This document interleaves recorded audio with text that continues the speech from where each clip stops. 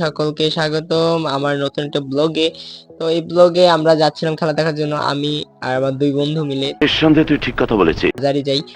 তো আজকে ব্লগের মূল উদ্দেশ্য যে কি কি ঘটছিল ব্লগের মধ্যে তাই জানাবো। তো আমরা একটা অটো নেই, অটোতে চড়ি। তো অটোতে চড়ে আমার ভাই একটু লুক দেয় ক্যামেরার দিকে।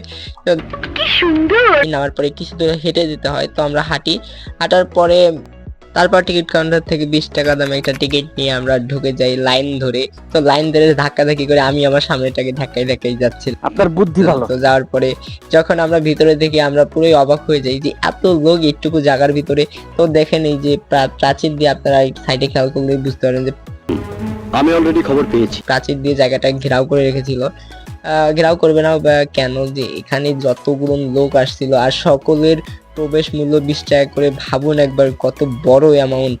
খালি মাল কামামু। তো আমি আবার খুঁজছিলাম যে এখানে কোথায় যাওয়া যায়, ছায়া কোথায় আছে, আবার রোদ অনেক ছিল।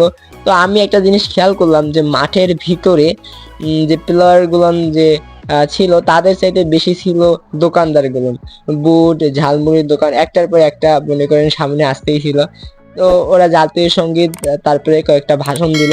তো আমরা ভাষণ শুনলাম, শোনার পরে খেলা স্টার্ট করে দিছে।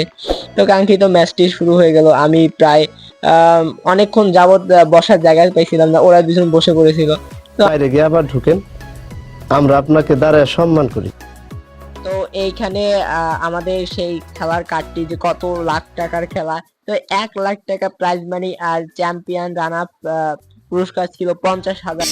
মিথ্যা কথা নিয়ে পুরো মাঠে একবার চক্কর লাগাই দিয়ে উঠে দাঁড়িয়ে গেলাম, যে দেখলাম যে চলে যাওয়া যায় নাকি, কারণ আমরা খেলার পরিস্থিতি বুঝতে পেরেছিলাম যে পরবর্তী সময় যদি আমরা যেতে চাই তাহলে আমরা সেই অটো বলেন বা ভ্যান বলেন আমরা এটা পাবো না।